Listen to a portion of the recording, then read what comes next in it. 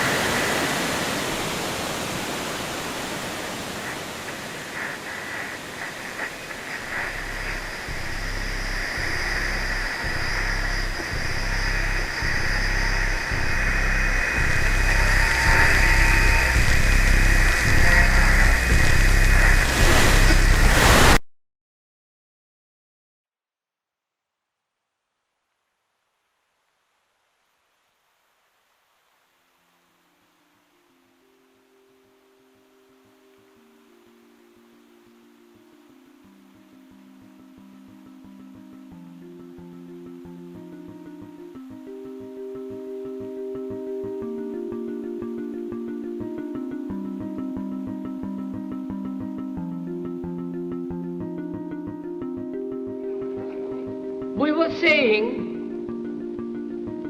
how very important it is to bring about in the human mind the radical revolution. The crisis is a crisis in consciousness, a crisis that cannot anymore accept the old norms, the old patterns, the ancient traditions. And considering what the world is now, with all the misery, conflict, destructive brutality, aggression, and so on, man is still as he was. He's still brutal, violent, aggressive, acquisitive, competitive, and he has built a society along these lines.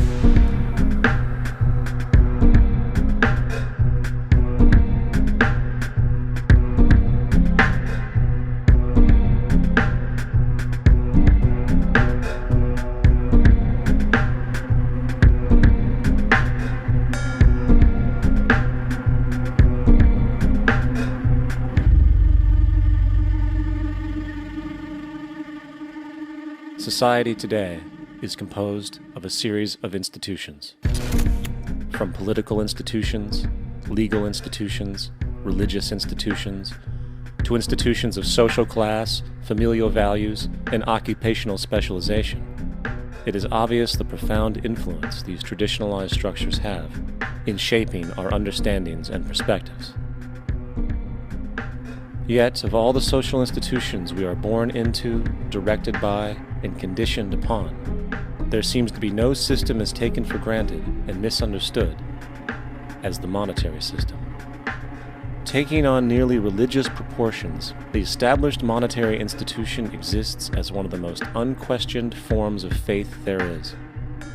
How money is created, the policies by which it is governed, and how it truly affects society are unregistered interests of the great majority of the population.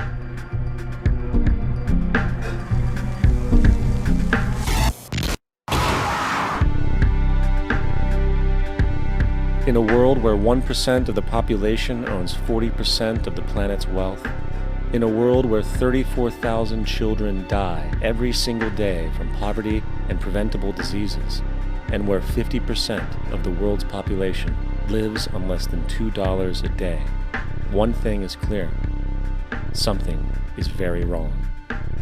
And whether we are aware of it or not, the lifeblood of all of our established institutions, and thus society itself, is money. Therefore, understanding this institution of monetary policy is critical to understanding why our lives are the way they are. Unfortunately, economics is often viewed with confusion and boredom. Endless streams of financial jargon coupled with intimidating mathematics quickly deters people from attempts at understanding it. However, the fact is, the complexity associated with the financial system is a mere mask, designed to conceal one of the most socially paralyzing structures humanity has ever endured.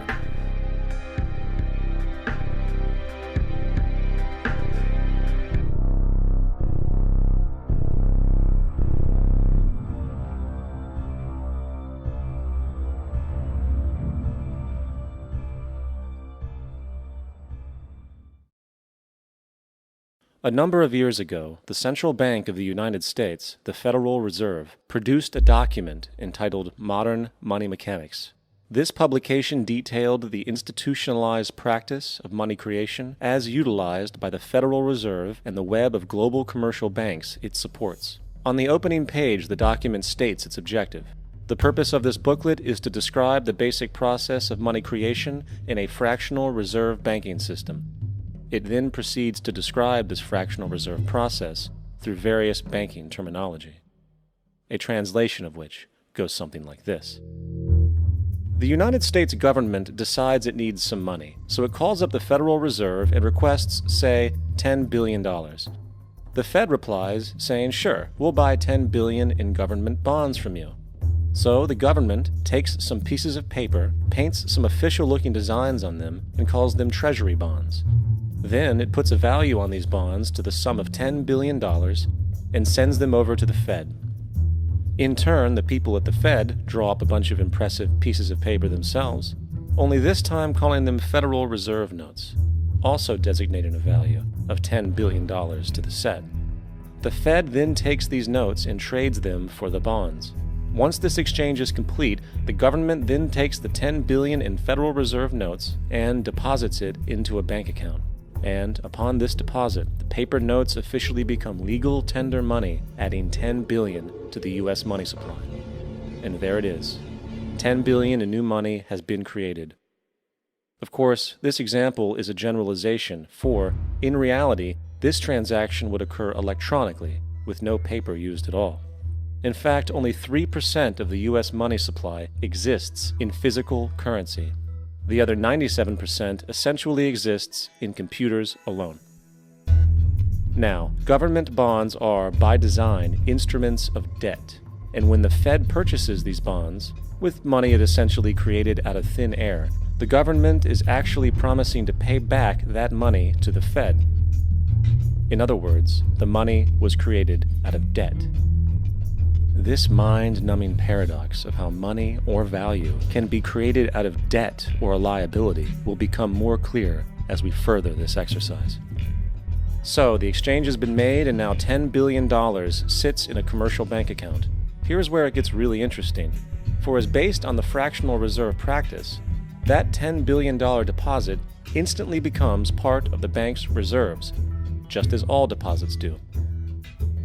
And regarding reserve requirements, as stated in Modern Money Mechanics, a bank must maintain legally required reserves equal to a prescribed percentage of its deposits. It then quantifies this by stating, under current regulations, the reserve requirement against most transaction accounts is 10%. This means that with a $10 billion deposit, 10%, or $1 billion, is held as the required reserve, while the other $9 billion is considered an excessive reserve and can be used as the basis for new loans. Now, it is logical to assume that this $9 billion is literally coming out of the existing $10 billion deposit. However, this is actually not the case. What really happens is that the $9 billion is simply created out of thin air on top of the existing $10 billion deposit. This is how the money supply is expanded. As stated in modern money mechanics, of course they, the banks, do not really pay out loans from the money they receive as deposits. If they did this, no additional money would be created.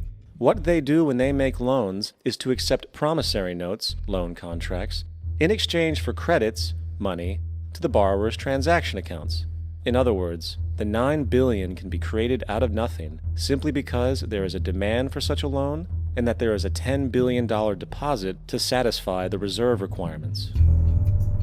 Now, let's assume that somebody walks into this bank and borrows the newly available $9 billion. They will then most likely take that money and deposit it into their own bank account. The process then repeats, for that deposit becomes part of the bank's reserves. 10% is isolated, and in turn 90% of the $9 billion, or $8.1 billion, is now available as newly created money for more loans. And of course, that 8.1 can be loaned out and redeposited, creating an additional 7.2 billion, to 6.5 billion, to 5.9 billion, etc. This deposit money creation loan cycle can technically go on to infinity. The average mathematical result is that about $90 billion can be created on top of the original $10 billion. In other words, for every deposit that ever occurs in the banking system, about 9 times that amount can be created out of thin air. Money jitters. Ask the obliging Bank of America for a jar of soothing instant money, M-O-N-E-Y, in the form of a convenient personal loan. So, now that we understand how money is created by this fractional reserve banking system, a logical yet elusive question might come to mind. What is actually giving this newly created money value? The answer? The money that already exists. The new money essentially steals value from the existing money supply. For the total pool of money is being increased irrespective to demand for goods and services. And as supply and demand finds equilibrium, prices rise, diminishing the purchasing power of each individual dollar. This is generally referred to as inflation, and inflation is essentially a hidden tax on the public. What is the advice that you generally get? And that is inflate the currency. They don't say debase the currency. They don't say devalue the currency. They don't say cheat the people who are saved. They say lower the interest rates. The real deception is when we distort the value of money. When we create money out of thin air, we have no savings, and yet there's so-called capital. So my question boils down to this: how in the world can we expect to solve the problems of inflation, that is, the increase in the supply of money, with more inflation? Of course, it can't. The fractional reserve system of monetary expansion is inherently inflationary. For the act of expanding the money supply without there being a proportional expansion of goods and services in the economy will always debase a currency. In fact, a quick glance at the historical values of the US dollar versus the money supply reflects this point definitively, for the inverse relationship is obvious. $1 in 1913 required $21.60 in 2007 to match value. That is a 96% devaluation since the Federal Reserve came into existence. Now, if this reality of inherent and perpetual inflation seems absurd and economically self-defeating, hold that thought, for absurdity is an understatement in regard to how our financial system really operates. For in our financial system, money is debt. And debt is money. Here is a chart of the U.S. money supply from 1950 to 2006. Here is a chart of the U.S. national debt for the same period. How interesting it is that the trends are virtually the same. For the more money there is, the more debt there is. The more debt there is, the more money there is. To put it a different way, every single dollar in your wallet is owed to somebody by somebody. For remember, the only way the money can come into existence is from loans. Therefore, if everyone in the country were able to pay off all debts, including the government, there would not be $1 in circulation.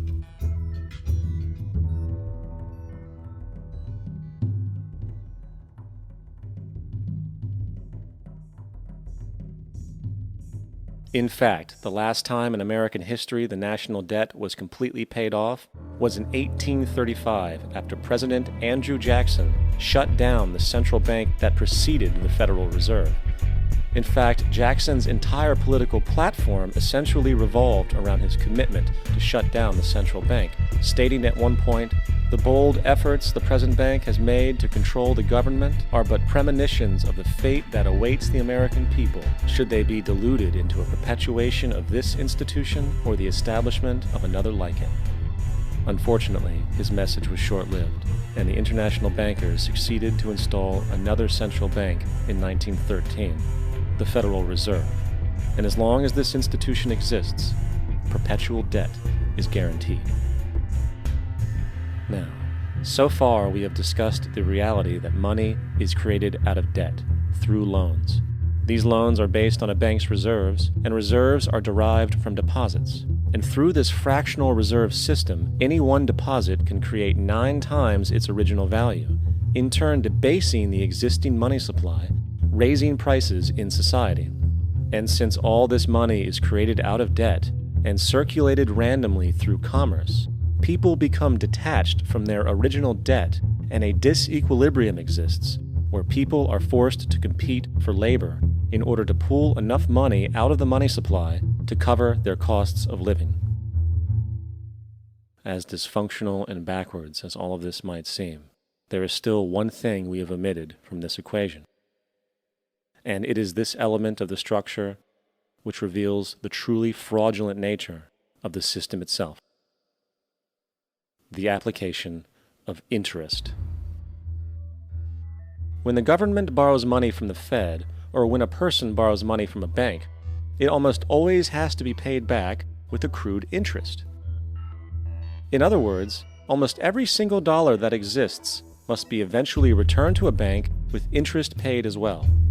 But if all money is borrowed from the central bank and is expanded by commercial banks through loans, only what would be referred to as the principal is being created in the money supply. So then, where is the money to cover all of the interest that is charged? Nowhere. It doesn't exist. The ramifications of this are staggering, for the amount of money owed back to the banks will always exceed the amount of money that is available in circulation. This is why inflation is a constant in the economy, for new money is always needed to help cover the perpetual deficit built into the system, caused by the need to pay the interest. What this also means is that mathematically, defaults and bankruptcy are literally built into the system, and there will always be poor pockets of society that get the short end of the stick. An analogy would be a game of musical chairs, for once the music stops, somebody is left out to dry. And that's the point. It invariably transfers true wealth from the individual to the banks. For if you are unable to pay for your mortgage, they will take your property. This is particularly enraging when you realize that not only is such a default inevitable due to the fractional reserve practice, but also because of the fact that the money that the bank loaned to you didn't even legally exist in the first place. In 1969, there was a Minnesota court case involving a man named Jerome Daly, who was challenging the foreclosure of his home by the bank which provided the loan to purchase it. His argument was that the mortgage contract required both parties, being he and the bank, each put up a legitimate form of property for the exchange. In legal language, this is called consideration. Mr. Daly explained that the money was, in fact, not the property of the bank, for it was created out of nothing as soon as the loan agreement was signed. Remember what modern money mechanics stated about loans? What they do when they make loans is to accept promissory notes in exchange for credits.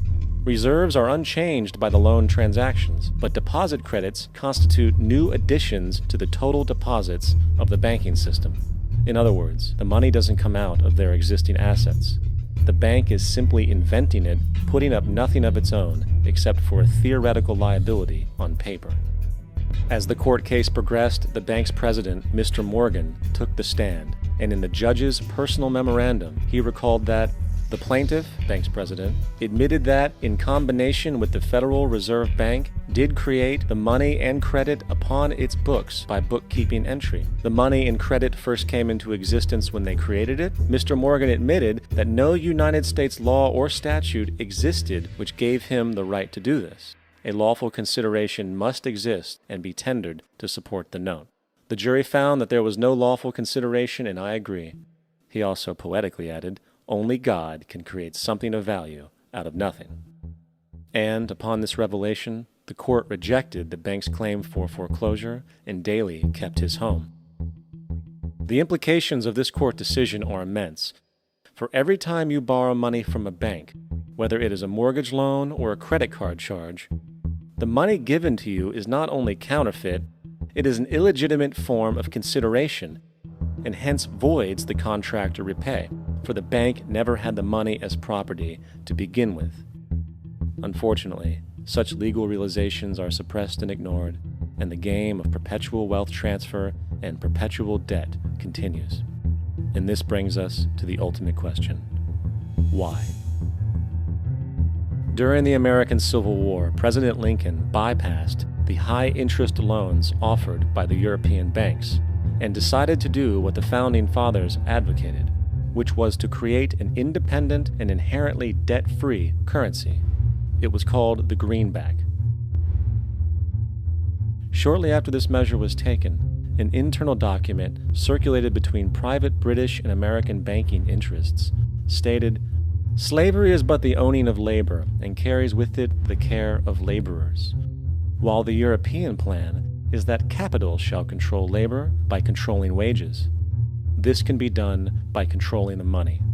It will not do to allow the greenback, as we cannot control that." The fractional reserve policy perpetrated by the Federal Reserve, which has spread in practice to the great majority of banks in the world, is, in fact, a system of modern slavery. Think about it. Money is created out of debt. And what do people do when they are in debt? They submit to employment to pay it off. But if money can only be created out of loans, how can society ever be debt-free? It can't. And that's the point. And it is the fear of losing assets coupled with the struggle to keep up with the perpetual debt and inflation inherent in the system, compounded by the inescapable scarcity within the money supply itself, created by the interest that can never be repaid, that keeps the wage slave in line, running on the hamster wheel with millions of others, in effect powering an empire that truly benefits only the elite at the top of the pyramid. For, at the end of the day, who are you really working for? The banks. Money is created in a bank and invariably ends up in a bank. They are the true masters, along with the corporations and governments they support. Physical slavery requires people to be housed and fed. Economic slavery requires people to feed and house themselves. It is one of the most ingenious scams for social manipulation ever created, and at its core, it is an invisible war against the population. Debt is the weapon used to conquer and enslave societies, and interest is its prime ammunition. And as the majority walks around oblivious to this reality, the banks, in collusion with governments and corporations, continue to perfect and expand their tactics of economic warfare, spawning new bases, such as the World Bank and International Monetary Fund, while also inventing a new type of soldier, the birth of the economic hitman.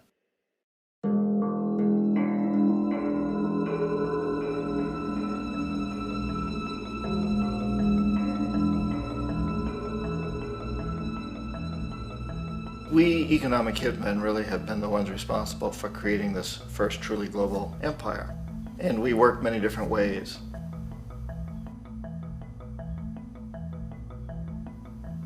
But perhaps the most common is that we will identify a country that has resources our corporations covet, like oil, and then arrange a huge loan to that country from the World Bank or one of its sister organizations. But the money never actually goes to the country. Instead, it goes to our big corporations to build infrastructure projects in that country, power plants, industrial parks, ports, things that benefit a few rich people in that country, in addition to our corporations, but really don't help the majority of the people at all. However, those people, the whole country is left holding a huge debt. It's such a big debt they can't repay it, and that's part of the plan, that they can't repay it. And so at some point, we economic hitmen go back to them and say, listen, you owe us a lot of money, can't pay your debts, so sell your oil real cheap to our oil companies. Allow us to build a military base in your country, or send troops in support of ours to someplace in the world like Iraq, or vote with us on the next UN vote. To have their electric utility company privatized and their water and sewage system privatized and sold to U.S. corporations or other multinational corporations. So there was that whole mushrooming thing, and it's so typical of the way the IMF and the World Bank work, that you put a country in debt, it's such a big debt it can't pay it, and then you offer to refinance that debt and pay even more interest. And you demand this quid pro quo, which you call a conditionality or good governance, which means basically that they've got to sell off their resources, including many of their social services, their utility companies, their school systems sometimes, their penal systems, their insurance systems, to foreign corporations. So it's a double, triple, quadruple whammy. The precedent for economic hitmen really began back in the early 50s when democratically elected Mossadegh, who was elected in Iran, he was considered to be the hope for democracy in the Middle East and around the world. He was Time Magazine's Man of the Year. But one of the things that he'd run on and began to implement was the idea that foreign oil companies needed to pay the Iranian people a lot more for the oil that they were taking out of Iran. The Iranian people should benefit from their own oil. Strange policy. We didn't like that, of course. But we were afraid to do what we normally were doing, which was to send in the military. Instead, we sent in one CIA agent, Kermit Roosevelt, Teddy Roosevelt's relative. And Kermit went in with a few $1 million and was very, very effective and efficient. And in a short amount of time, he managed to get Mossadegh overthrown and brought in the Shah of Iran to replace him, who always was favorable to oil. And it was extremely effective. Mobs overflow Tehran. Army officers shout that Mossadegh has surrendered and his regime as virtual dictator of Iran is ended. Pictures of the Shah are paraded through the streets as sentiment reverses. The Shah is welcomed home. So back here in the United States, in Washington, people looked around and said, wow, that was easy and cheap. So this established a whole new way of manipulating countries, of creating empire. The only problem with Roosevelt was that he was a card-carrying CIA agent, and had he been caught, the ramifications could have been pretty serious. So very quickly at that point, the decision was made to use private consultants to channel the money through the World Bank or the IMF or one of the other such agencies, to bring in people like me who worked for private companies, so that if we got caught, there would be no governmental ramifications.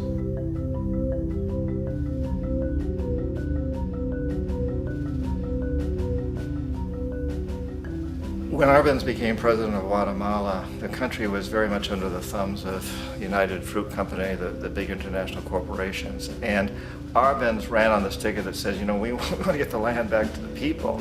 And once he took power, he was implementing policies that would do exactly that, give the land rights back to the people. United Fruit didn't like that very much.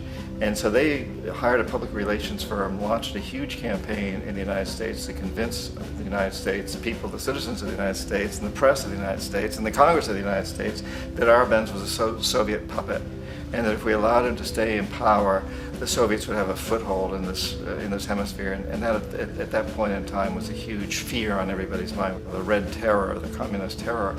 And so, to make a long story short, out of this public relations campaign came a commitment on the part of the CIA and the military to take this man out. And in fact, we did. We sent in planes, we sent in soldiers, we sent in jackals, we sent everything in to take him out, and did take him out. And as soon as he was removed from office, the new guy that took over after him basically reinstated everything to the big international corporations, including United Fruit.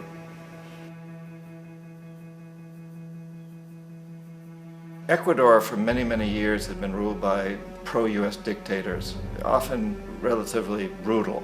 Then it was decided that they were going to have a truly democratic election. Jaime Roldos ran for office, and his main goal, he said, as president would be to make sure that Ecuador's resources were used to help the people. And he won, overwhelming, by more votes than anybody had ever won anything in Ecuador. And he began to implement these policies to make sure that the profits from oil went to help the people. Well, we didn't like that in the United States. I was sent down as one of several economic hitmen to change Roldos, to corrupt him, to bring him around, to let him know, okay, you can get very rich, you and your family, if you play our game, but if you continue to try to keep these policies you've promised, you're going to go. He wouldn't listen. He was assassinated. As soon as the plane crashed, the whole area was cordoned off.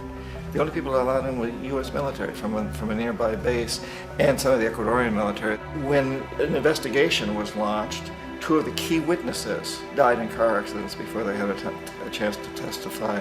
A lot of very, very strange things that went on around the assassination of Jaime Roldos.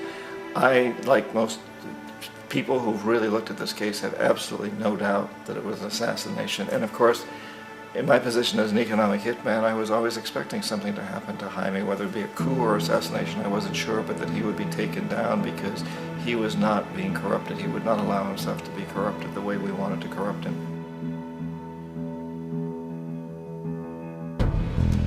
Omar Torrijos, president of Panama, was one of my favorite people. I really, really liked him. He was very charismatic. He was a guy who really wanted to help his country.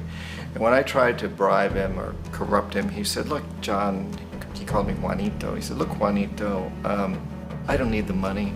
What I really need is for my country to be treated fairly. I need for the United States to repay the debts that you owe my people for all the destruction you've done here. I need to be in a position where I can help other Latin American countries win their independence and be free of this terrible presence from the north that you people are exploiting us so badly. I need to have the Panama Canal back in the hands of the Panamanian people. That's what I want. And so, leave me alone. Don't try to bribe me. It was 1981, and in May, Jaime Roldos was assassinated. And Omar was very aware of this. Torrijos got his family together and he said, I'm probably next, but it's okay because I've done what I came here to do. I've renegotiated the canal. The canal will now be in our hands. He just finished negotiating the treaty with Jimmy Carter. In June of that same year, just a couple of months later, he also went down in an airplane crash, which there's no question was executed by CIA-sponsored jackals. Tremendous amount of evidence that one of Torrijos' security guards handed him at the last moment as he was getting on the plane a tape recorder, a small tape recorder that contained a bomb.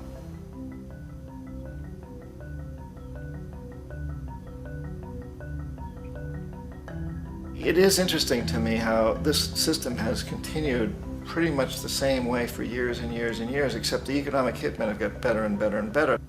Then we come up with, very recently, what happened in Venezuela. In 1998, Hugo Chavez gets elected president, following a long line of presidents who had been very corrupt and basically destroyed the economy of the country. And Chavez was elected amidst all that. Chavez stood up to the United States, and he's done it primarily demanding that Venezuelan oil be used to help the Venezuelan people. Well, we didn't like that in the United States. So in 2002, a coup was staged, which there's no question in my mind, and most other people's minds, that the CIA was behind that coup.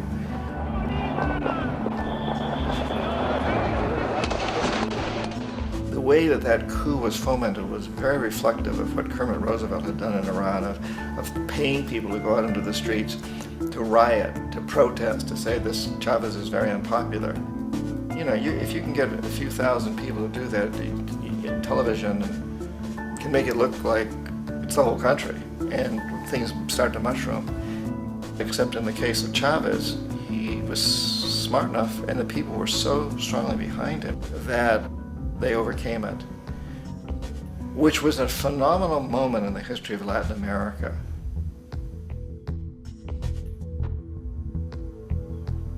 Iraq actually is a perfect example of the way the whole system works. So we economic hitmen are the first line of defense. We go in and we try to corrupt governments and get them to accept these huge loans, which we then use as leverage to basically own them. If we fail, as I failed in Panama with Omar Torrijos and in Ecuador with Jaime Roldos, men who refuse to be corrupted, then the second line of defense is we send in the jackals. And the jackals either overthrow governments or they assassinate. And once that happens and a new government comes in, and boy, it's going to toe the line because the new president knows what will happen if he doesn't. In the case of Iraq, both of those things failed. Economic hitmen were not able to get through to Saddam Hussein. We tried very hard. We tried to get him to accept a deal very similar to what the House of Saud had accepted in Saudi Arabia, but he wouldn't accept it. And so the jackals went in to take him out. They couldn't do it. His security was very good. After all, he had one time worked for the CIA. He'd been hired to assassinate a former president of Iraq and failed, but he knew the system. So in '91, we send in the troops and we take out the Iraqi military. So we assume at that point that Saddam Hussein is going to come around.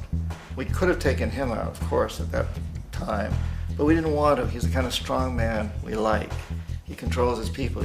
We thought he could control the Kurds and keep the Iranians in their border and keep pumping oil for us. And that once we took out his military, now he's going to come around.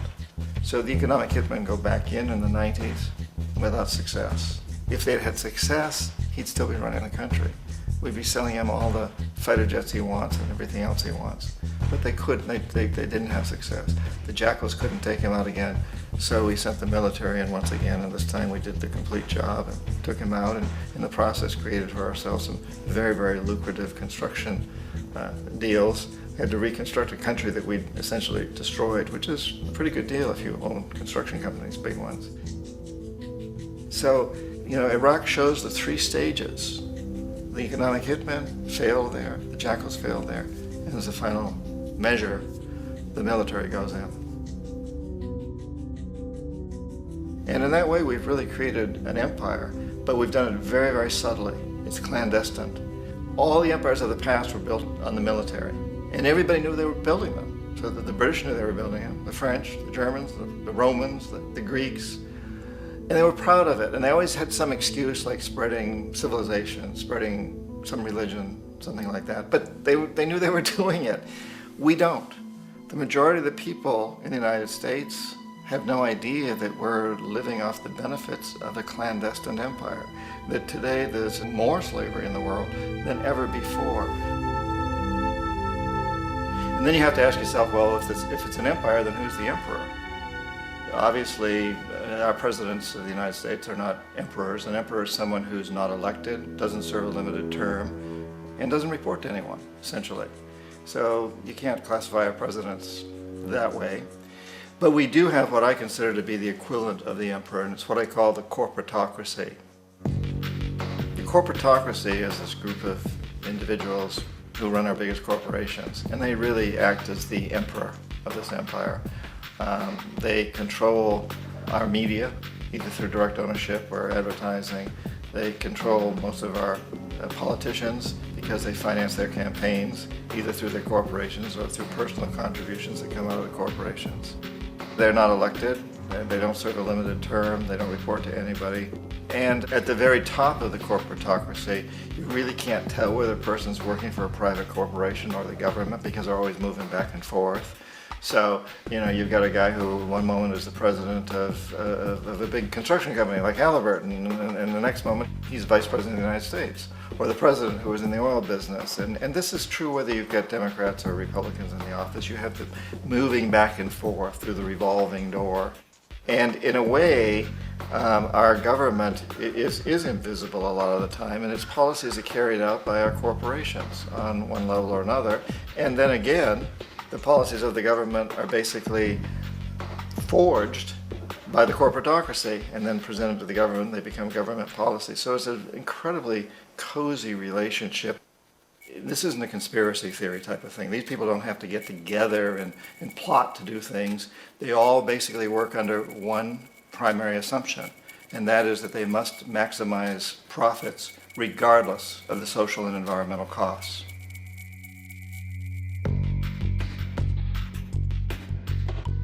This process of manipulation by the corporatocracy through the use of debt, bribery, and political overthrow is called globalization. Just as the Federal Reserve keeps the American public in a position of indentured servitude through perpetual debt, inflation, and interest, the World Bank and IMF serve this role on a global scale. The basic scam is simple. Put a country in debt either by its own indiscretion or through corrupting the leader of that country, then impose conditionalities or structural adjustment policies, often consisting of the following. Currency devaluation. When the value of a currency drops, so does everything valued in it. This makes indigenous resources available to predator countries at a fraction of their worth. Large funding cuts for social programs. These usually include education and healthcare, compromising the well-being and integrity of the society, leaving the public vulnerable to exploitation. Privatization of state-owned enterprises. This means that socially important systems can be purchased and regulated by foreign corporations for profit. For example, in 1999, the World Bank insisted that the Bolivian government sell the public water system of its third largest city to a subsidy of the U.S. corporation Bechtel. As soon as this occurred, water bills for the already impoverished local residents skyrocketed. It wasn't until after a full-blown revolt by the people that the Bechtel contract was nullified. Then there is trade liberalization, or the opening up of the economy through removing any restrictions on foreign trade. This allows for a number of abusive economic manifestations, such as transnational corporations bringing in their own mass-produced products, undercutting the indigenous production and ruining local economies. An example is Jamaica, which, after accepting loans and conditionalities from the World Bank, lost its largest cash crop markets due to competition with Western imports. Today, countless farmers are out of work, for they are unable to compete with the large corporations. Another variation is the creation of numerous seemingly unnoticed, unregulated, inhumane sweatshop factories, which take advantage of the imposed economic hardship. Additionally, due to production deregulation, environmental destruction is perpetual, as a country's resources are often exploited by the indifferent corporations while outputting large amounts of deliberate pollution. The largest environmental lawsuit in the history of the world today is being brought on behalf of 30,000 Ecuadorian Amazonian people against Texaco, which is now owned by Chevron. So today it's against Chevron, but for activities conducted by Texaco.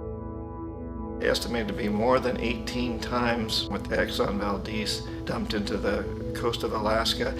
In the case of Ecuador, it wasn't an accident. The oil companies did it intentionally. They knew they were doing it to save money out there rather than arranging for proper disposal.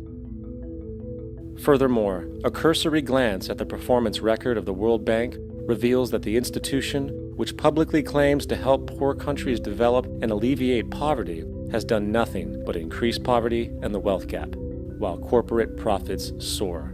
In 1960, the income gap between the fifth of the world's people in the richest countries versus the fifth in the poorest countries was 30 to 1. By 1998, it was 74 to 1. While global GNP rose 40% between 1970 and 1985, those in poverty actually increased by 17%. While from 1985 to 2000, those living on less than $1 a day increased by 18%. Even the Joint Economic Committee of the U.S. Congress admitted that there is a mere 40% success rate of all World Bank projects. In the late 1960s, the World Bank intervened in Ecuador with large loans. During the next 30 years, poverty grew from 50% to 70%.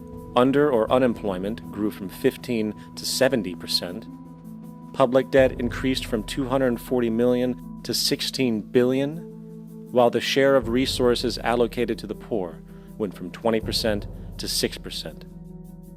In fact, by the year 2000, 50% of Ecuador's national budget had to be allocated for paying its debts. It is important to understand the World Bank is, in fact, a U.S. bank, supporting U.S. interests. For the United States holds veto power over decisions, as it is the largest provider of capital. And where did it get this money? You guessed it. It made it out of thin air through the fractional reserve banking system. Of the world's top 100 economies, as based on annual GDP, 51 are corporations, and 47 of that 51 are U.S.-based. Walmart, General Motors, and Exxon are more economically powerful than Saudi Arabia, Poland, Norway, South Africa, Finland, Indonesia, and many others. And, as protective trade barriers are broken down, currencies tossed together and manipulated in floating markets, and state economies overturned in favor of open competition and global capitalism, the empire expands. You get up on your little 21-inch screen and howl about America and democracy. There is no America. There is no democracy. There is only IBM and ITT and AT&T and DuPont, Dow, Union Carbide, and Exxon. Those are the nations of the world today. What do you think the Russians talk about in their councils of state? Karl Marx? They get out their linear programming charts, statistical decision theories, minimax solutions, and compute the price-cost probabilities of their transactions and investments, just like we do. We no longer live in a world of nations and ideologies, Mr. Beale.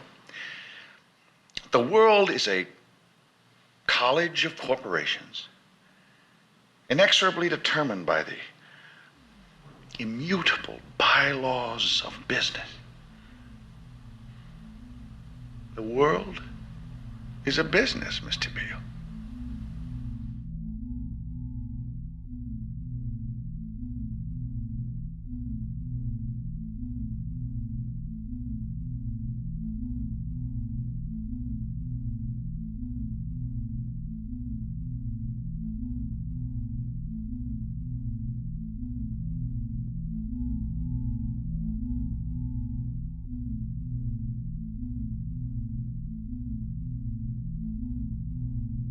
The world is being taken over by a handful of business powers who dominate the natural resources we need to live while controlling the money we need to obtain these resources.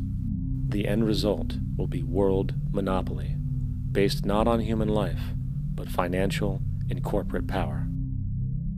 And as the inequality grows, naturally more and more people are becoming desperate.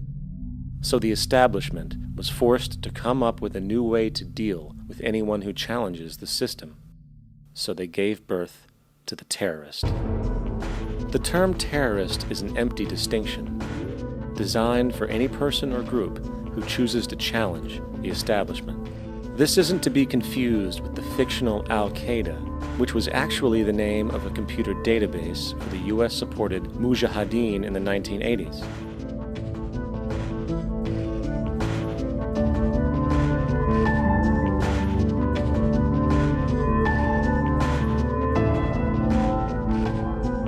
In 2007, the Department of Defense received $161.8 billion for the so-called global war on terrorism. According to the National Counterterrorism Center, in 2004, roughly 2,000 people were killed internationally due to supposed terrorist acts.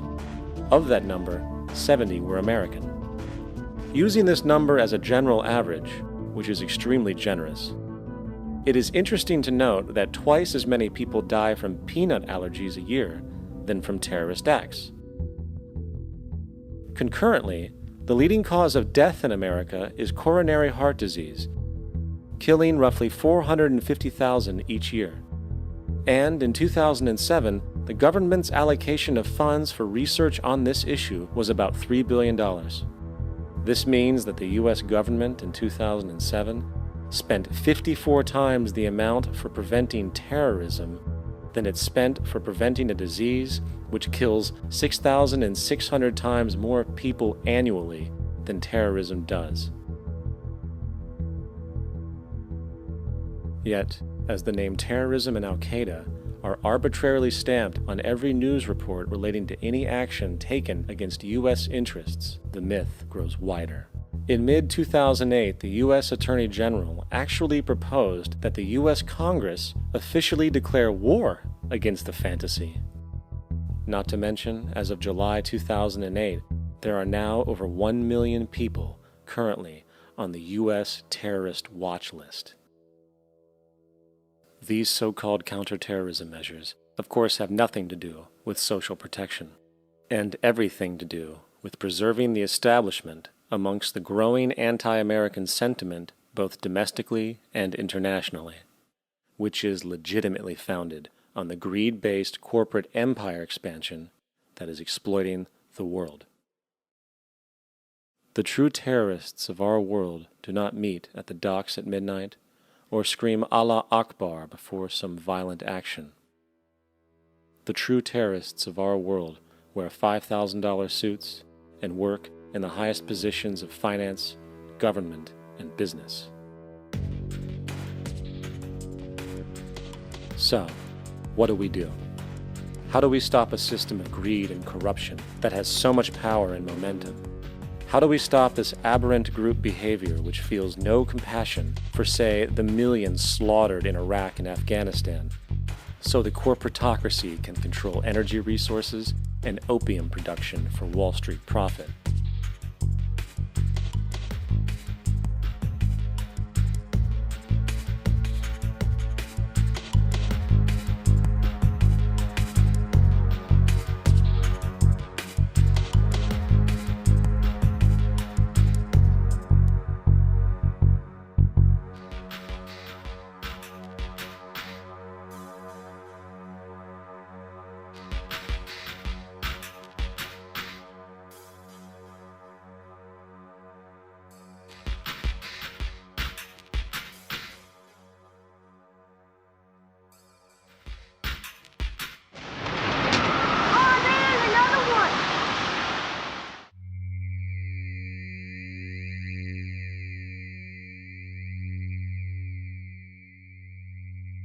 How do we stop a system of greed and corruption that condemns poor populations to sweatshop slavery for the benefit of Madison Avenue?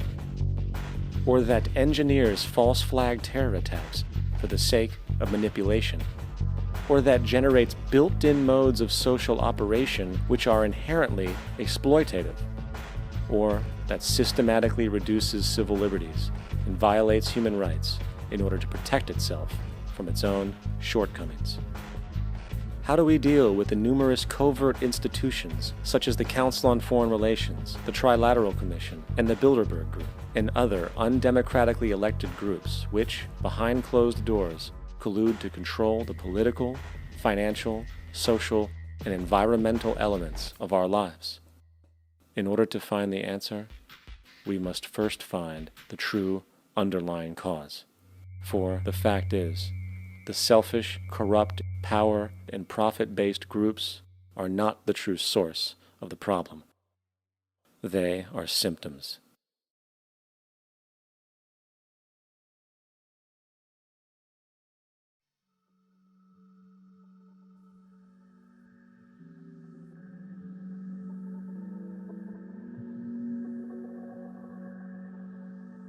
My name is Jock Fresco.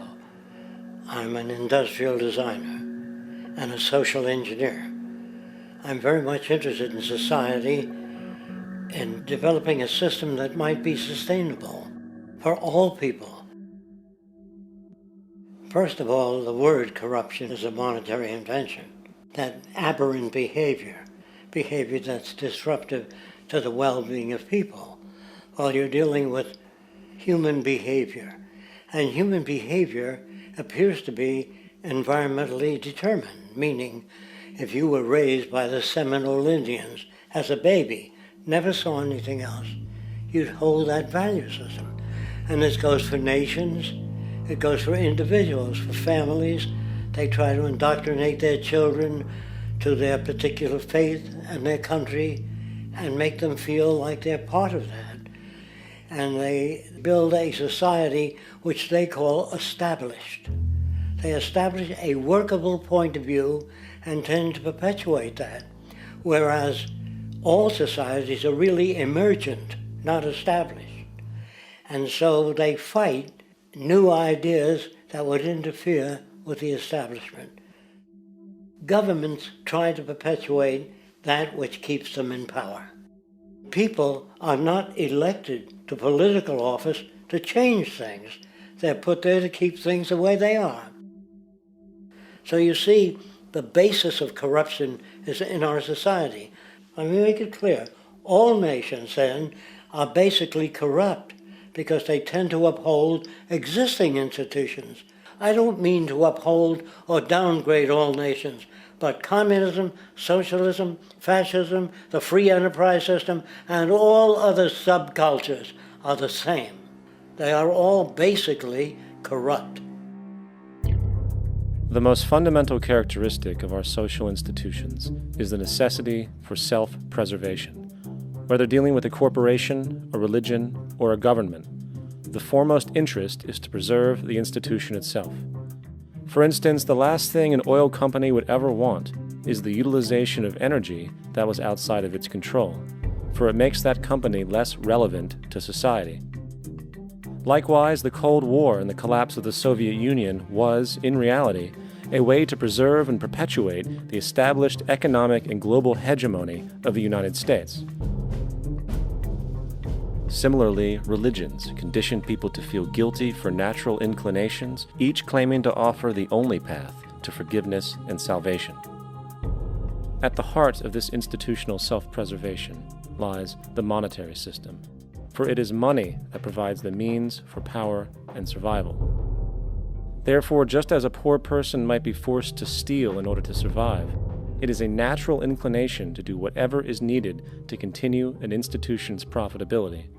This makes it inherently difficult for profit-based institutions to change, for it puts in jeopardy not only the survival of large groups of people, but also the coveted materialistic lifestyles associated with affluence and power. Therefore, the paralyzing necessity to preserve an institution, regardless of its social relevance, is largely rooted in the need for money or profit.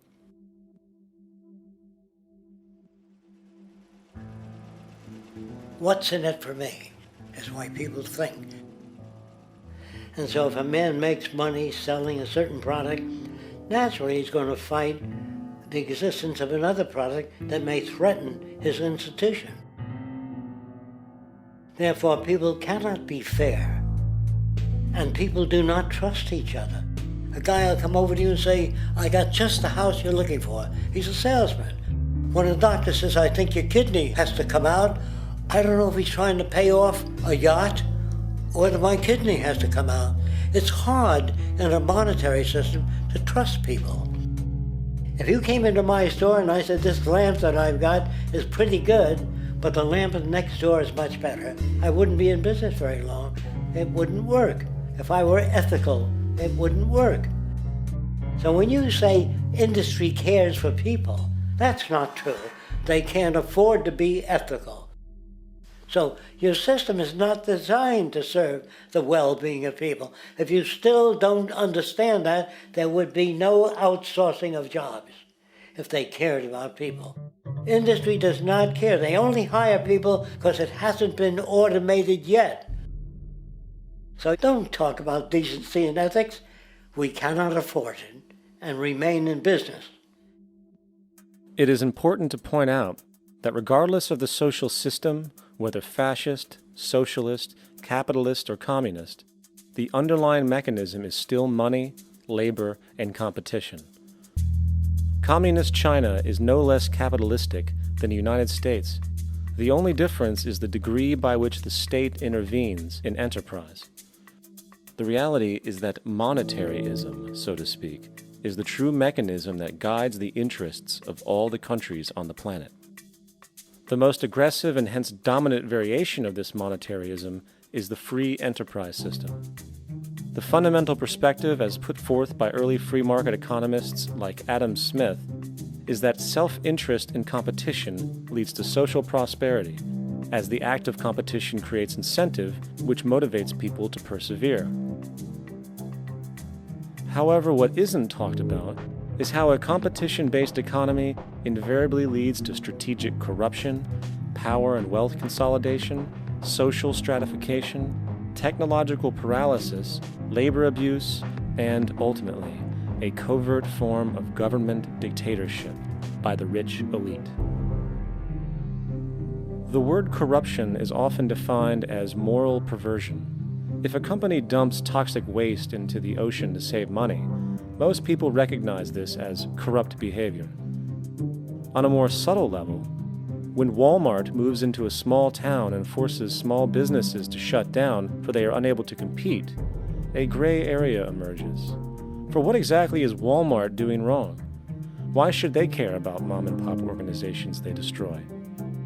Yet, even more subtly, when a person gets fired from their job because a new machine has been created which can do the work for less money, people tend to just accept that as the way it is, not seeing the inherent corrupt inhumanity of such an action. Because the fact is, whether it is dumping toxic waste, having a monopoly enterprise, or downsizing the workforce, the motive is the same: profit. They are all different degrees of the same self-preserving mechanism, which always puts the well-being of people second to monetary gain. Therefore, corruption is not some byproduct of monetaryism. It is the very foundation. And while most people acknowledge this tendency on one level or another, the majority remains naive as to the broad ramifications of having such a selfish mechanism as the guiding mentality in society. Internal documents show that after this company positively, absolutely knew that they had a medication that was infected with the AIDS virus, they took the product off the market in the U.S. and then they dumped it in France, Europe, Asia, and Latin America. The U.S. government allowed it to happen. The FDA allowed this to happen. And now the government is completely looking the other way. Thousands of innocent hemophiliacs have died from the AIDS virus. This company knew absolutely that it was infected with AIDS. They dumped it because they wanted to turn this disaster into a profit.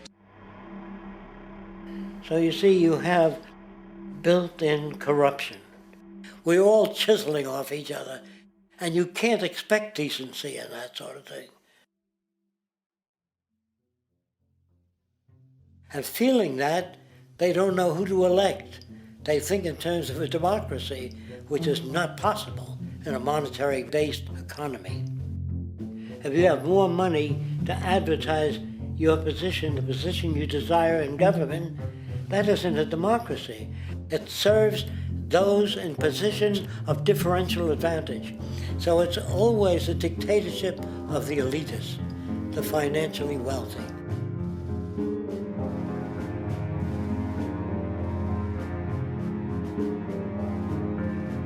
It is an interesting observation to note how seemingly unknown personalities magically appear on the scene as presidential candidates. Then, before you know it, somehow you are left to choose from a small group of extremely wealthy people who suspiciously have the same broad social view. Obviously, it's a joke. The people placed on the ballot are done so because they have been pre-decided to be acceptable by the established financial powers who actually run the show. Yet, many who understand this illusion of democracy often think, if only we could just get our honest, ethical politicians in power, then we would be okay. Well, while this idea, of course, seems reasonable in our established-oriented worldview, it is, unfortunately, another fallacy. For when it really comes down to what is actually important, the institution of politics, and thus politicians themselves, have absolutely no true relevance as to what makes our world and society function. It's not politicians that can solve problems. They have no technical capabilities. They don't know how to solve problems. Even if they were sincere, they don't know how to solve problems. It's the technicians that produce the desalination plants. It's the technicians that give you electricity, that give you motor vehicles, that heat your house and cool it in the summertime. It's technology that solves problems, not politics. Politics cannot solve problems because they're not trained to do so.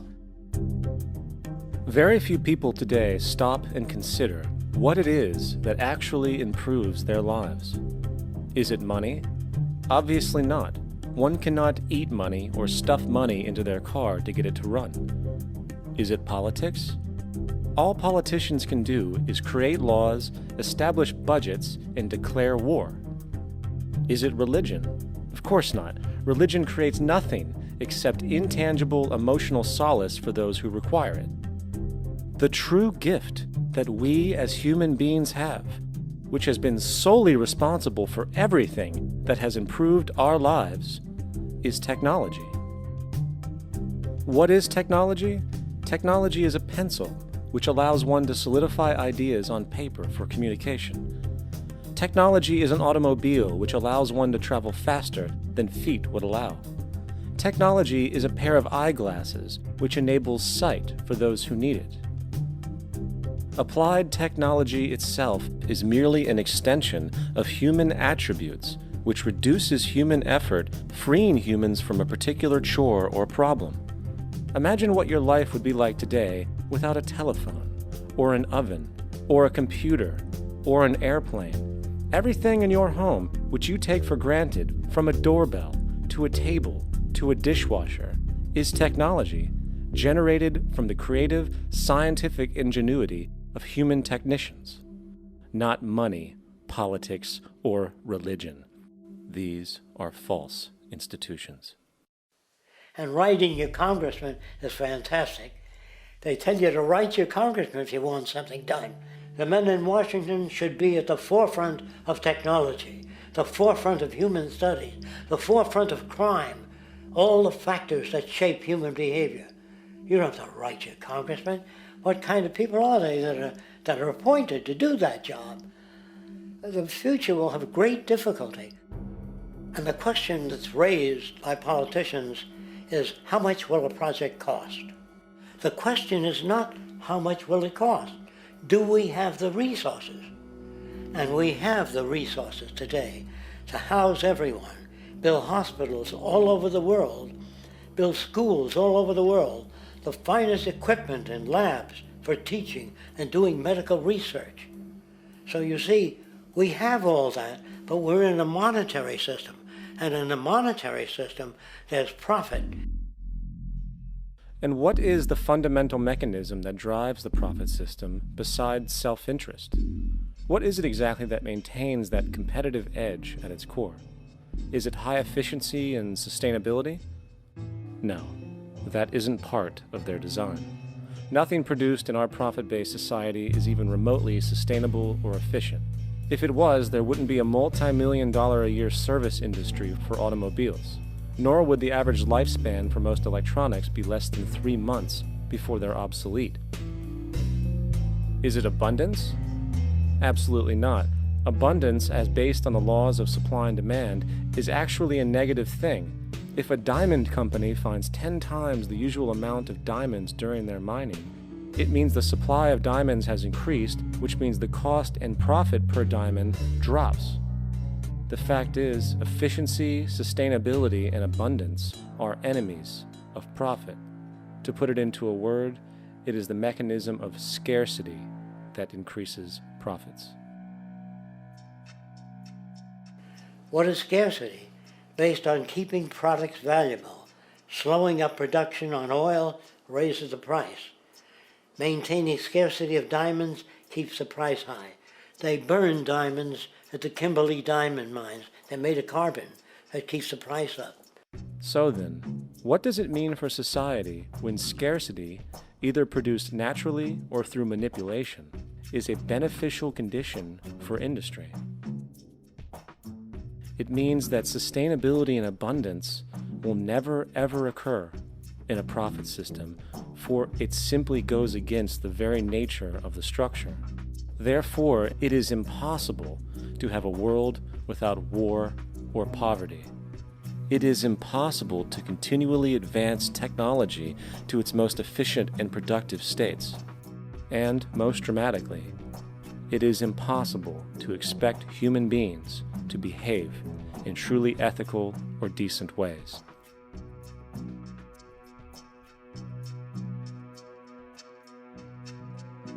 People use the word instinct because they can't account for the behavior.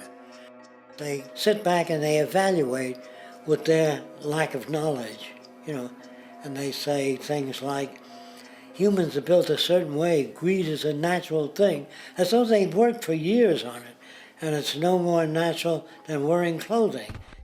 What we want to do is to eliminate the causes of the problems, eliminate the processes that produce greed and bigotry and prejudice and people taking advantage of one another and elitism, eliminating the need for prisons and welfare.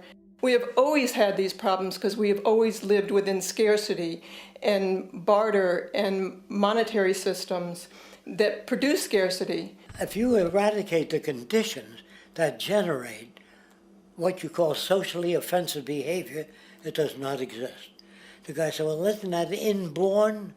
No, it's not. There is no human nature. There's human behavior, and that's always been changed throughout history. You're not born with bigotry and greed and corruption and hatred. You pick that up within the society. War, poverty, corruption, hunger, misery, human suffering will not change in a monetary system. That is, there'll be very little significant change. It's going to take the redesign of our culture, our values, and it has to be related to the carrying capacity of the earth, not some human opinion or some politician's notions of the way the world ought to be, or some religious notions of the conduct of human affairs. And that's what the Venus Project is about. The society that we're about to talk about is a society that is free of all the old superstitions, incarceration, prisons, police, cruelty, and law. All laws will disappear, and the professions will disappear that are no longer valid, such as stockbrokers, bankers, advertising, gone forever, because it's no longer relevant. When we understand that it is technology devised by human ingenuity which frees humanity and increases our quality of life, we then realize that the most important focus we can have is on the intelligent management of the Earth's resources. For it is from these natural resources we gain the materials to continue our path of prosperity. Understanding this, we then see that money fundamentally exists as a barrier to these resources, for virtually everything has a financial cost. And why do we need money to obtain these resources? Because of real or assumed scarcity. We don't usually pay for air and tap water because it is in such high abundance, selling it would be pointless. So then, logically speaking, if resources and technologies applicable to creating everything in our societies, such as houses, cities, and transportation, were in high enough abundance, there would be no reason to sell anything. Likewise, if automation and machinery was so technologically advanced as to relieve human beings of labor, there would be no reason to have a job. And with these social aspects taken care of, there would be no reason to have money at all. So the ultimate question remains: do we on Earth have enough resources and technological understanding to create a society of such abundance that everything we have now could be available without a price tag and without the need for submission through employment? Yes, we do. We have the resources and technology to enable this at a minimum, along with the ability to raise the standard of living so high that people in the future will look back at our civilization now and gawk at how primitive and immature our society was. What the Venus Project proposes is an entirely different system that's updated to present-day knowledge. We've never given scientists the problem of how do you design a society which would eliminate boring and monotonous jobs, that would eliminate accidents in transportation, that would enable people to have a high standard of living, that would eliminate poisons in our food, that would give us other sources of energy that are clean and efficient. We can do that out there.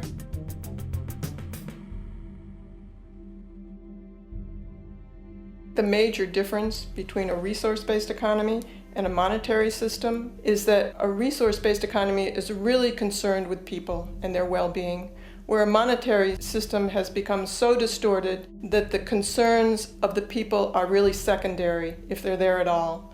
The products that are turned out are for how much money you can get. If there is a problem in society and you can't earn money from solving that problem, then it won't be done. The resource-based economy is really not close to anything that's been tried. And with all our technology today, we can create abundance. It could be used to improve everyone's lifestyle. Abundance all over the world if we use our technology wisely and maintain the environment. It's a very different system, and it's very hard to talk about because the public is not that well enough informed as to the state of technology.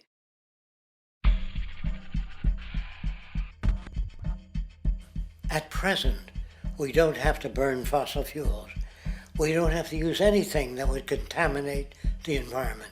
There are many sources of energy available.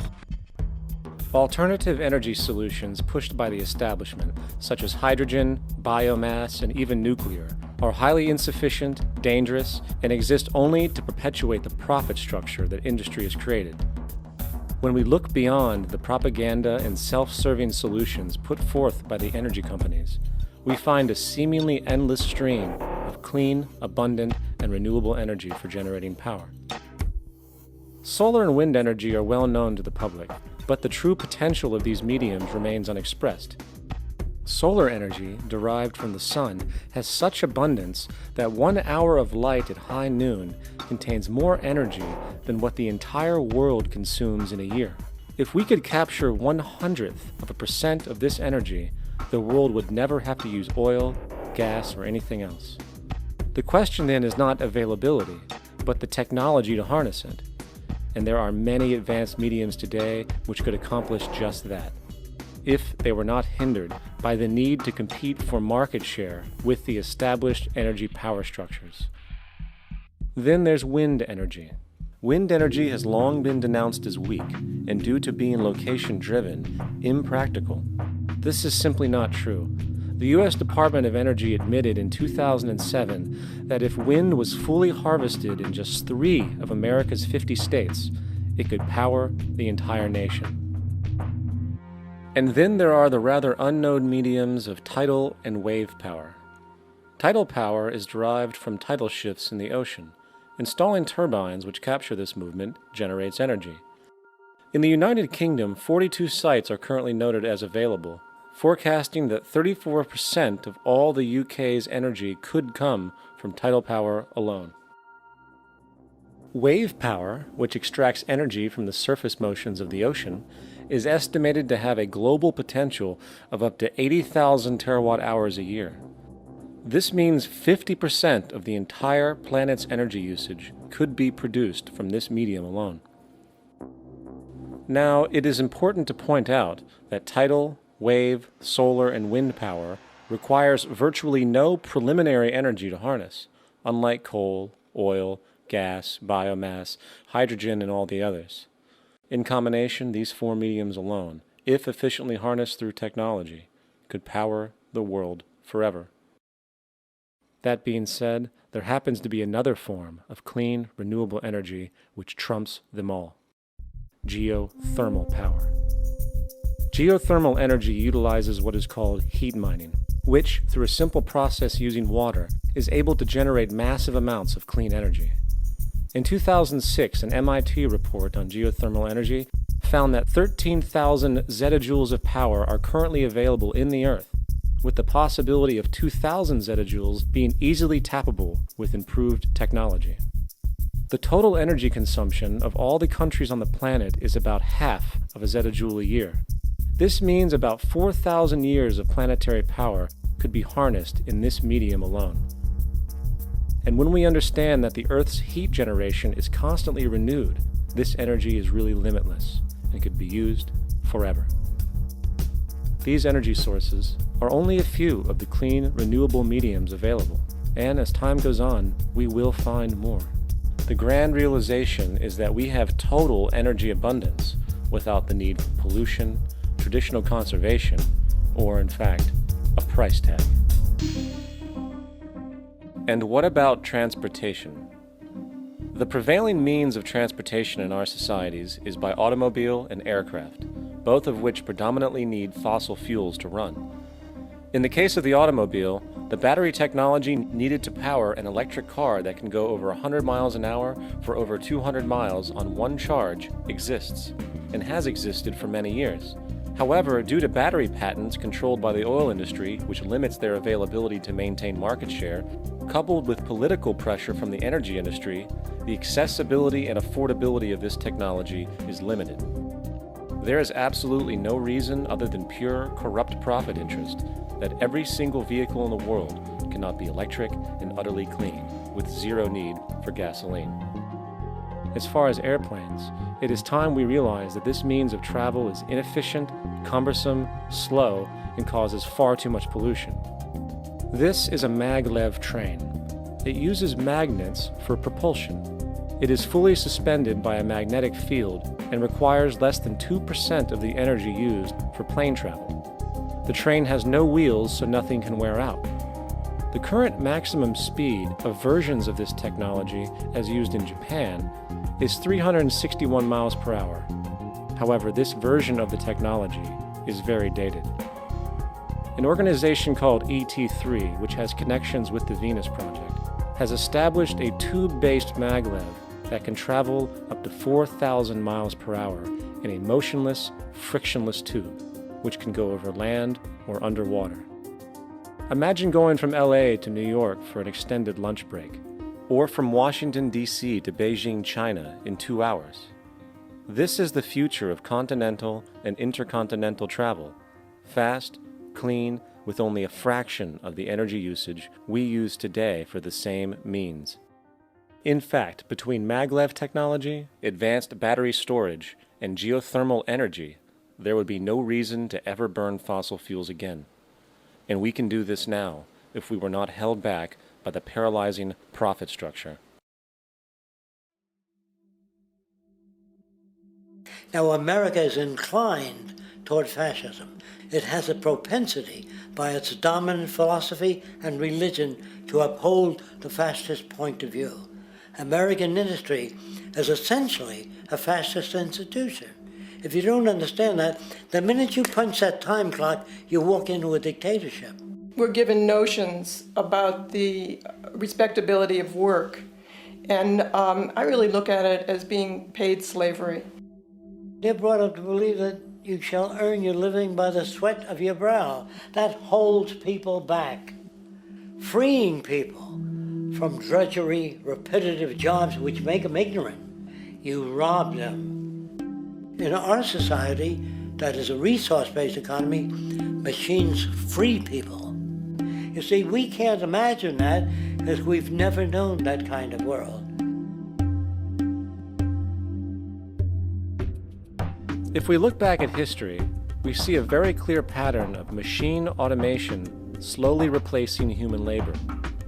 From the disappearance of the elevator man to the near full automation of an automobile production plant, the fact is, as technology grows, the need for humans in the workforce will continually be diminished. This creates a serious clash, which proves the falseness of the monetary-based labor system. For human employment is in direct competition with technological development. Therefore, given the fundamental priority of profit by industry, People, through time, will be continually laid off and replaced by machine. When industry takes on a machine, instead of shortening the workday, they downsize. You lose your job. So you have a right to fear machines.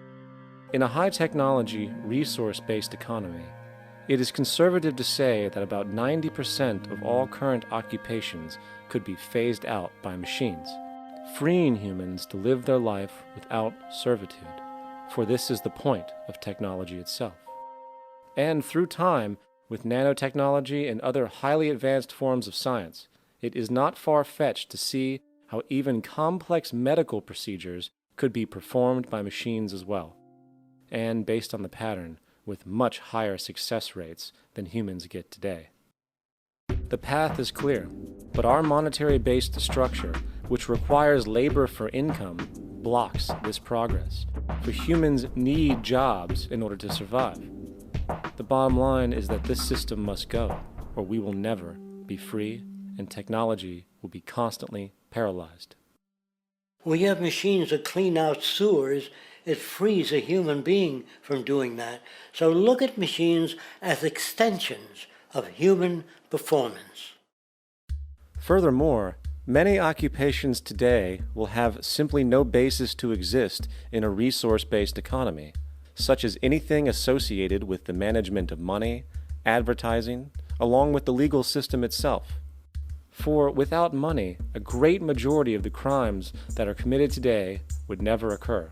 Virtually all forms of crime are a consequence of the monetary system, either directly or by neuroses inflicted through financial deprivation. Therefore, laws themselves could eventually become extinct. Instead of putting up a sign, drive carefully, slippery when wet, put abrasive in the highway so it's not slippery when wet.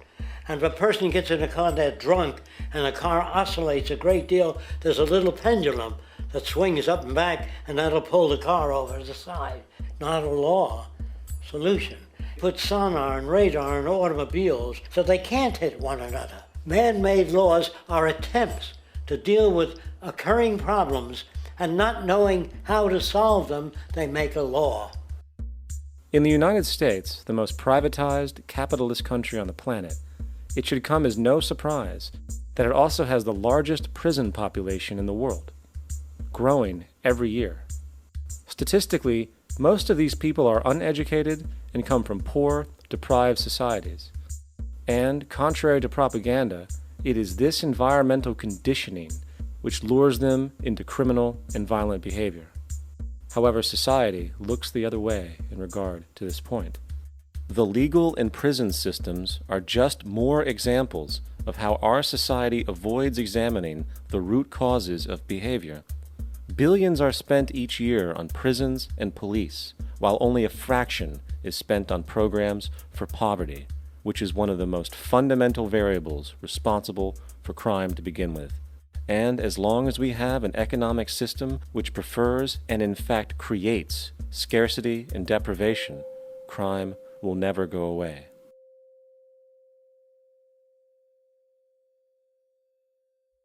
If people have access to the necessities of life without servitude, debt, barter, trade, they behave very differently. You want all these things available without a price tag. Now then, you gotta have a price tag. Well, what'll motivate people? Man gets everything he wants, he just lay around in the sun. This is a myth they perpetuate. People in our culture are trained to believe that the monetary system produces incentive. If they have access to things, why should they want to do anything? They will lose their incentive. That's what you're taught to support the monetary system. When you take money out of the scenario, there would be different incentives, very different incentives. When people have access to the necessities of life, their incentives change. What about the moon and the stars? New incentives arise. If you make a painting that you enjoy, you will enjoy giving it to other people, not selling it.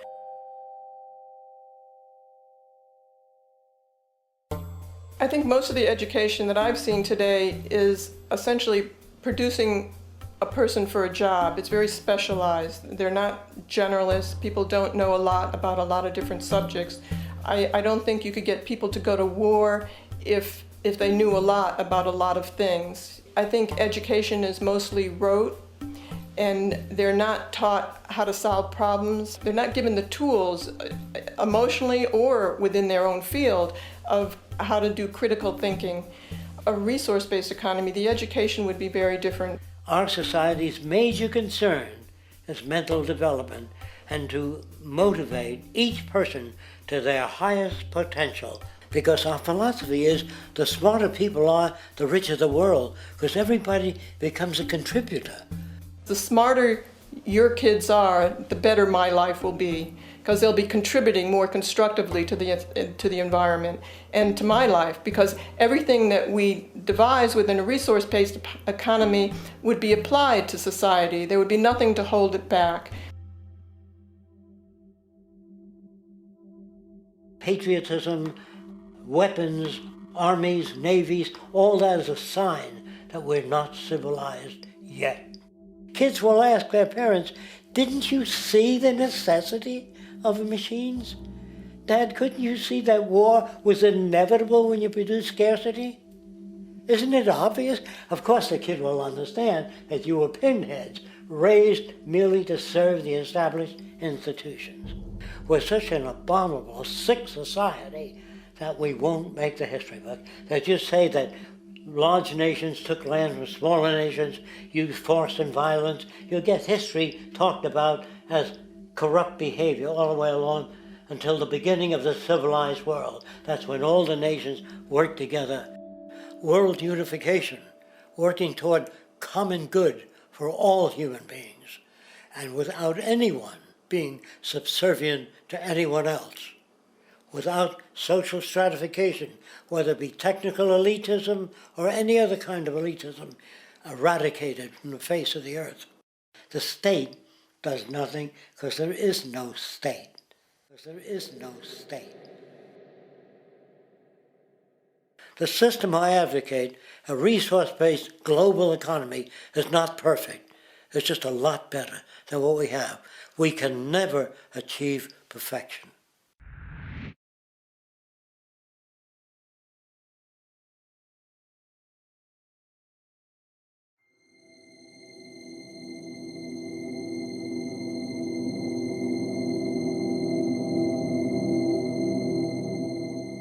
The social values of our society, which has manifested in perpetual warfare, corruption, oppressive laws, social stratification, irrelevant superstitions, environmental destruction, and a despotic, socially indifferent, profit-oriented ruling class, is fundamentally the result of a collective ignorance of two of the most basic insights humans can have about reality: the emergent and symbiotic aspects of natural law. The emergent nature of reality is that all systems, whether it is knowledge, society, technology, philosophy, or any other creation, will, when uninhibited, undergo fluid, perpetual change. What we consider commonplace today, such as modern communication and transportation, would have been unimaginable in ancient times. Likewise, the future will contain technologies, realizations, and social structures that we cannot even fathom in the present. We have gone from alchemy to chemistry, from a geocentric universe to a heliocentric, from believing that demons were the cause of illness to modern medicine. This development shows no sign of ending, and it is this awareness that aligns us and leads us on a continuous path to growth and progress. Static, empirical knowledge does not exist. Rather, it is the insight of the emergence of all systems we must recognize. This means we must be open to new information at all times, even if it threatens our current belief system and hence identities. Sadly, society today has failed to recognize this, and the established institutions continue to paralyze growth by preserving outdated social structures. Simultaneously, the population suffers from a fear of change, for their conditioning assumes a static identity, and challenging one's belief system usually results in insult and apprehension, for being wrong is erroneously associated with failure, when, in fact, to be proven wrong should be celebrated, for it is elevating someone to a new level of understanding, furthering awareness. The fact is, there is no such thing as a smart human being, for it is merely a matter of time before their ideas are updated, changed, or eradicated. And this tendency to blindly hold on to a belief system, sheltering it from new, possibly transforming information, is nothing less than a form of intellectual materialism. The monetary system perpetuates this materialism not only by its self-preserving structures, but also through the countless number of people who have been conditioned into blindly and thoughtlessly upholding these structures, therefore becoming self-appointed guardians of the status quo. Sheep, which no longer need a sheepdog to control them, for they control each other by ostracizing those who step out of the norm. This tendency to resist change and uphold existing institutions for the sake of identity, comfort, power, and profit is completely unsustainable and will only produce further imbalance, fragmentation, distortion, and invariably, destruction. It's time to change.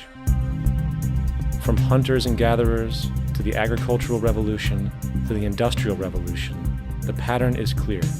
It is time for a new social system which reflects the understandings we have today. The monetary system is a product of a period of time where scarcity was a reality. Now, with the age of technology, it is no longer relevant to society. Gone with the aberrant behavior it manifests. Likewise, dominant worldviews, such as theistic religion, operate with the same social irrelevancy. Islam, Christianity, Judaism, Hinduism, and all of the others exist as barriers to personal and social growth, for each group perpetuates a closed worldview, and this finite understanding that they acknowledge is simply not possible in an emergent universe. Yet, religion has succeeded in shutting down the awareness of this emergence by instilling the psychological distortion of faith upon its followers, where logic and new information is rejected in favor of traditionalized, outdated beliefs. The concept of God is really a method of accounting for the nature of things. In the early days, people didn't know enough about how things formed, how nature worked, so they invented their own little stories. And they made God in their own image. A guy that gets angry when people don't behave right. He creates floods and earthquakes. And they say it's an act of God.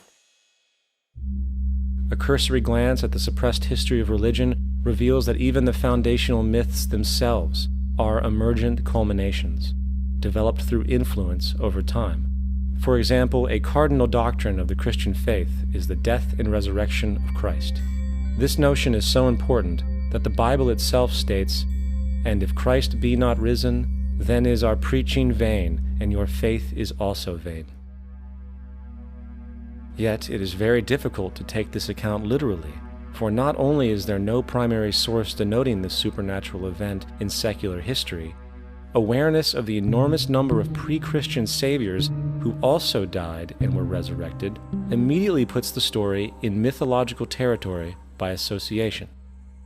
Early church figures such as Tertullian went to great lengths to break these associations, even claiming that the devil caused the similarities to occur, stating in the 2nd century, "The devil, whose business is to pervert the truth, mimics the exact circumstance of the divine sacraments. He baptizes his believers and promises forgiveness of sins. He celebrates the oblation of bread and brings in the symbol of the resurrection. Let us therefore acknowledge the craftiness of the devil, who copied certain things of those that be divine." What is truly sad, however, is that when we cease the idea that the stories from Christianity, Judaism, Islam, and all the others are literal history, and accept them for what they really are, which are purely allegorical expressions, derived from many faiths, we see that all religions share a common thread, and it is this unifying imperative that needs to be recognized and appreciated. Religious belief has caused more fragmentation and conflict than any other ideology. Christianity alone has 34,000 different subgroups. The Bible is subject to interpretation. When you read it, you say, I think Jesus meant this. I think Job meant that. Oh no, he meant this. So you have the Lutheran, the Seventh-day Adventist, the Catholic, and a church divided is no church at all.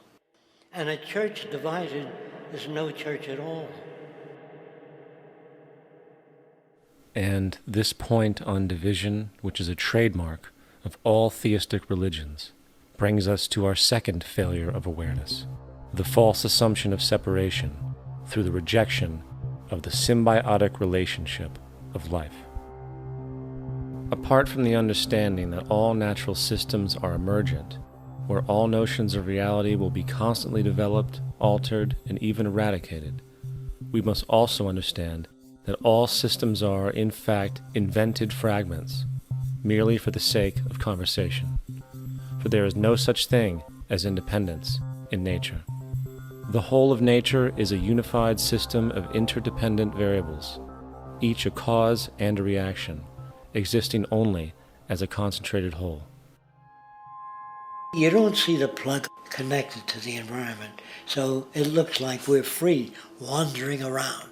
Take the oxygen away, we all die immediately. Take plant life away, we die. And without the sun, all the plants die. So we are connected. We really must take into account the totality. This isn't just a human experience on this planet. This is a total experience. And we know we can't survive without plants and animals. We know we can't survive without the four elements, And so when are we going to really start taking that into account? That's what it is to be successful. Success depends on how well we relate to everything around us. I'm very aware of the fact that my grandson cannot possibly hope to inherit a sustainable, peaceful, stable, socially just world unless every child today growing up in Ethiopia, in Indonesia, in Bolivia, in Palestine, in Israel also has that same expectation. You got to take care of the whole community or you're going to have serious problems. And now we have to see that the whole world is the community and we must all take care of each other that way. And it's not just a community of human beings. It's a community of plants and animals and elements. And we really need to understand that. That's what's going to bring us joy, too, and pleasure. That's what's missing in our lives right now. We can call it spirituality, but the fact of the matter is joy comes from that bliss of connectedness. That's our God spirit. That's that side of ourselves that really feels it. And you can feel it deep inside you. It's this amazing, wonderful feeling. And you know it when you get it. You don't get it from money. You get it from connection. Now, if that isn't a hazard to this country, how are we going to keep building nuclear weapons? You know what I mean? What's going to happen to the arms industry when we realize we're all one? It's going to fuck up the economy. The economy that's fake anyway. The economy that's fake anyway. The economy that's fake anyway. The economy that's fake anyway. The economy that's fake anyway. Which would be a real bummer. You can see why the government's cracking down on the idea of experiencing unconditional love.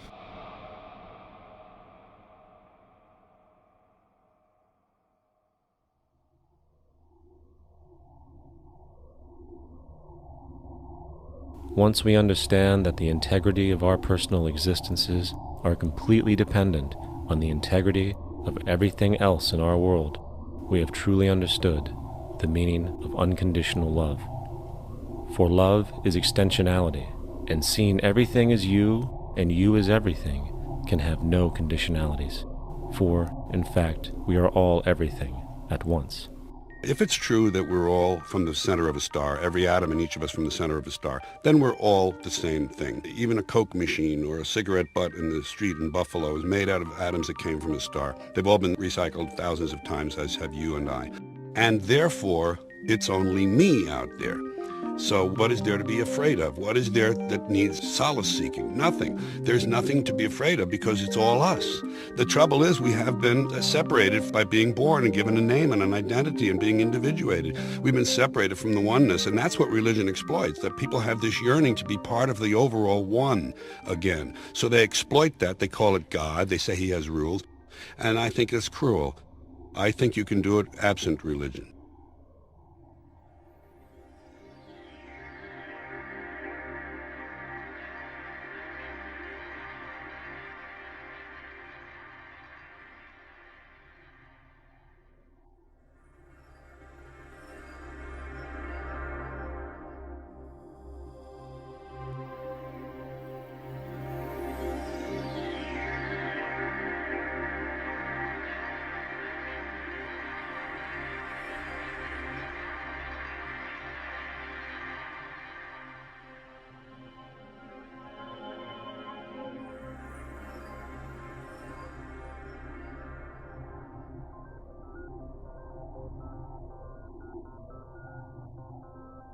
It's time to claim the unity our outmoded social systems have broken apart, and work together to create a sustainable global society where everyone is taken care of and everyone is truly free. Your personal beliefs, whatever they may be, are meaningless when it comes to the necessities of life. Every human being is born naked, needing warmth, food, water, shelter. Everything else is auxiliary. Therefore, the most important issue at hand is the intelligent management of the Earth's resources. This can never be accomplished in a monetary system, for the pursuit of profit is the pursuit of self-interest, and therefore imbalance is inherent. Simultaneously, politicians are useless, for our true problems in life are technical, not political. Furthermore, ideologies that separate humanity, such as religion, need strong reflection in the community in regard to its value, purpose, and social relevancy. Hopefully, through time, religion will lose its materialism and basis in superstition and move into the useful field of philosophy.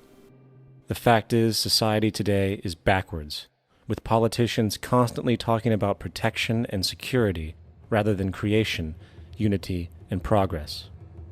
The U.S. alone now spends about $500 billion annually on defense.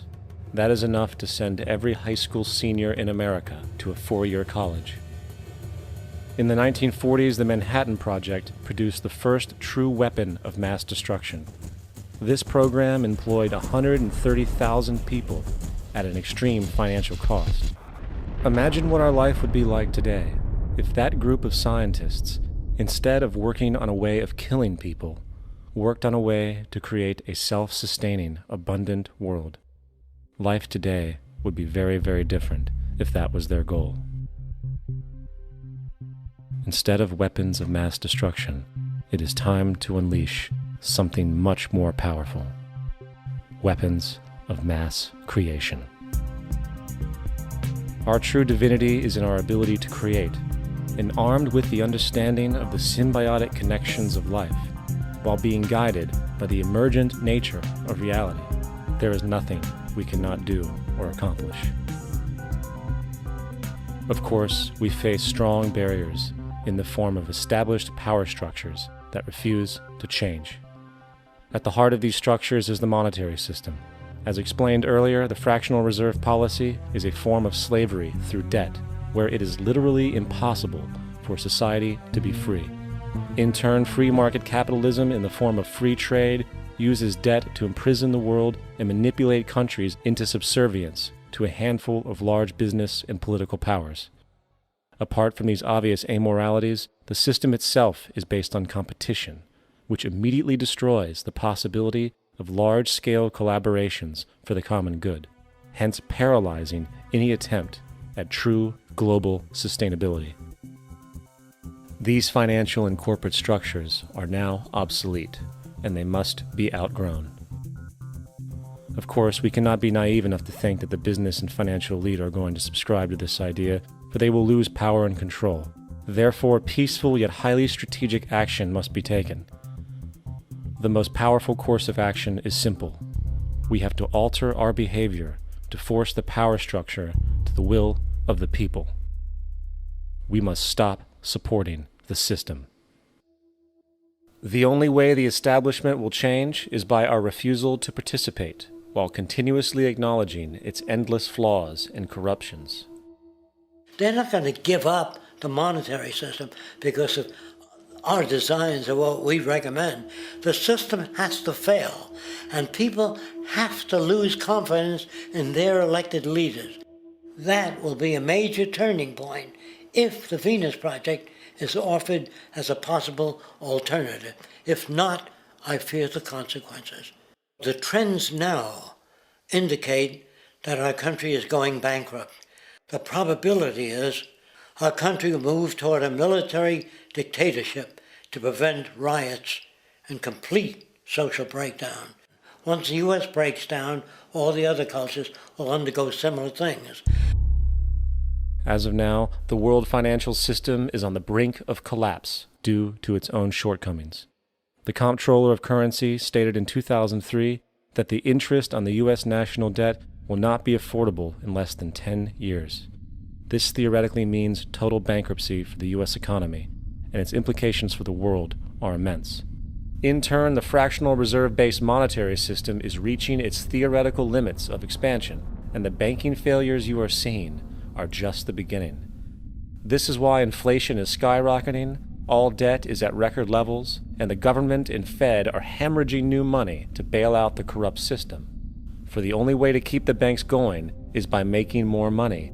The only way to make more money is to create more debt and inflation. It is simply a matter of time before the tables turn, and there is no one willing to take new loans, while defaults grow, as people are unable to afford their current loans. Then the expansion of money will stop, and contraction will begin on a scale never before seen, ending a century-long pyramid scheme. This has already begun. Therefore, we need to expose this financial failure for what it is, using this weakness to our advantage. Here are some suggestions. Expose the banking fraud. Citibank, JP Morgan Chase, and Bank of America are the most powerful controllers within the corrupt Federal Reserve System. It's time to boycott these institutions. If you have a bank account or a credit card with any of them, move your money to another bank. If you have a mortgage, refinance with another bank. If you own their stock, sell it. If you work for them, quit. This gesture will express contempt for the true powers behind the private banking cartel known as the Federal Reserve, and create awareness about the fraud of the banking system itself. 2. Turn off the TV news. Visit the emerging independent news agencies on the internet for your information. CNN, NBC, ABC, Fox, and all the others present all news pre-filtered to maintain the status quo. With 4 corporations owning all major media outlets, objective information is impossible. This is the true beauty of the internet, and the establishment has been losing control because of this free flow of information. We must protect the internet at all times, as it is truly our savior right now. 3. Don't ever allow yourself, your family, or anyone you know to ever join the military. This is an obsolete institution now used exclusively for maintaining an establishment that is no longer relevant. U.S. soldiers in Iraq work for U.S. corporations, not the people. Propaganda forces us to believe that war is natural and the military is an honorable institution. Well, if war is natural, why are there 18 suicides every single day by American veterans who have post-traumatic stress disorder? If our military men and women are so honored, why is it that 25% of the American homeless population are veterans? 4. Stop supporting the energy companies. If you live in a detached house, get off the grid. Investigate every means of making your home self-sustainable with clean energy. Solar, wind, and other renewable energies are now affordable consumer realities, and considering the never-ending rising cost of traditional energies, it will likely be a cheaper investment over time. If you drive, get the smallest car you can, and consider using one of the many conversion technologies that can enable your car to be a hybrid, electric, or run on anything other than establishment fuels. 5. Reject the political system. The illusion of democracy is an insult to our intelligence. In a monetary system, there is no such thing as a true democracy, and there never was. We have two political parties owned by the same set of corporate lobbyists. They are placed in their positions by the corporations, with popularity artificially projected by their media. In a system of inherent corruption, the change of personnel every couple of years has very little relevance. Instead of pretending that the political game has any true meaning, focus your energy on how to transcend this failed system. And 6. Join the movement. Go to the zeitgeistmovement.com and help us create the largest mass movement for social change the world has ever seen. We must mobilize and educate everyone about the inherent corruption of our current world system, along with the only true sustainable solution, declaring all the natural resources on the planet as common heritage to all people, while informing everyone as to the true state of technology and how we can all be free if the world works together rather than fights. The choice lies with you.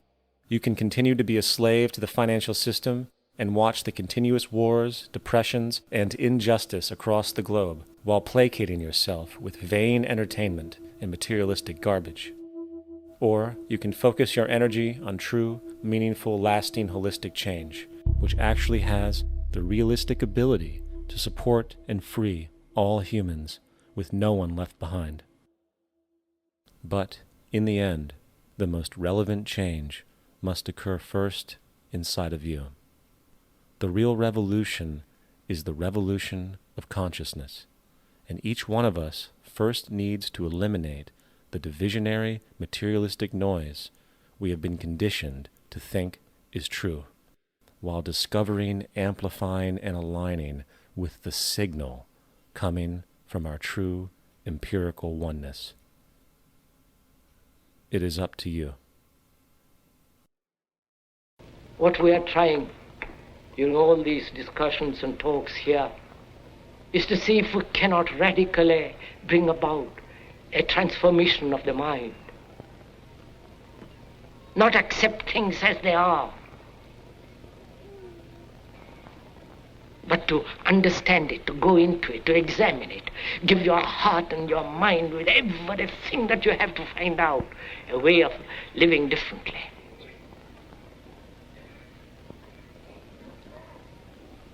But that depends on you and not somebody else.